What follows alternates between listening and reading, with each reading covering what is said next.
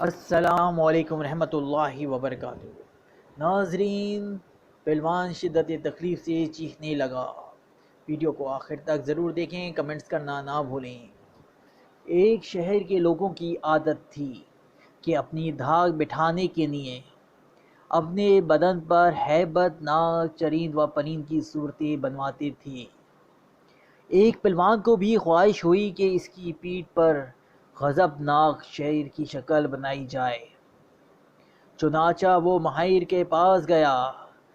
ماہر نے جب نوکدار سوئی سے غضبناک شیر کی شکل بنانی شروع کی تو پہلوان شدت تکلیف سے چیخنے چلانے لگا۔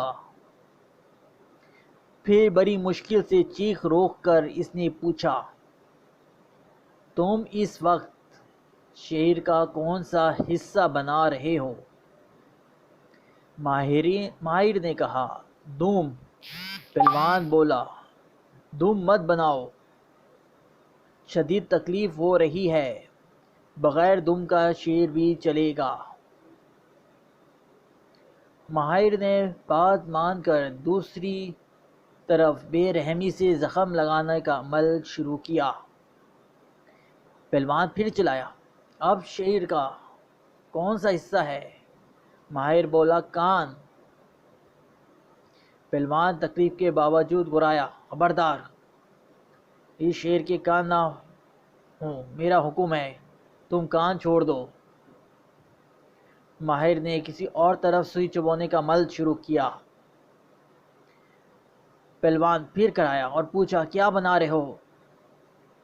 ماہر، شیر کا پیٹ۔ پہلوان نحیف آواز میں گرجا، میرے جسم کا درد بڑھ رہا ہے، تم پیٹ نہ بناؤ۔ کیا شیر کے لیے پیٹ کا رہنا ضروری ہے؟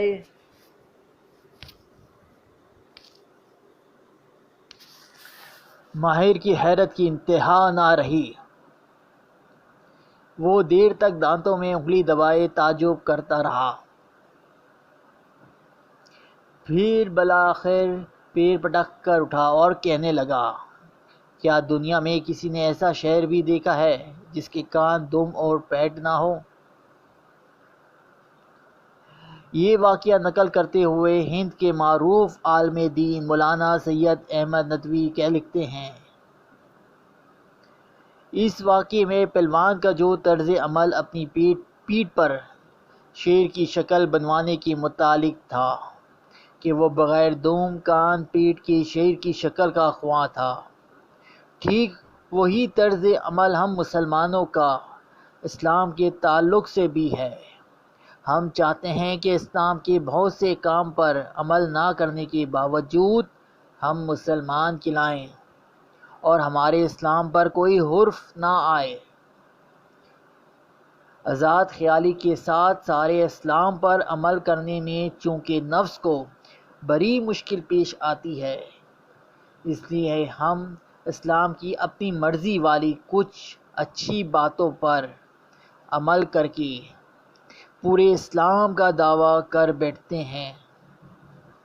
مولانا حالی نے بھی شاید اسی طرز عمل کو دیکھتے ہوئے کہا ہوگا، مگر مومنوں پر کشیدہ ہیں رائیں، مگر مومنوں پر کشیدہ ہیں رائیں، نہ اسلام بگڑے نہ ایمان جائے۔ دوستوں، دعاؤں میں یاد رکھنا۔ ظہیر فیضان علی۔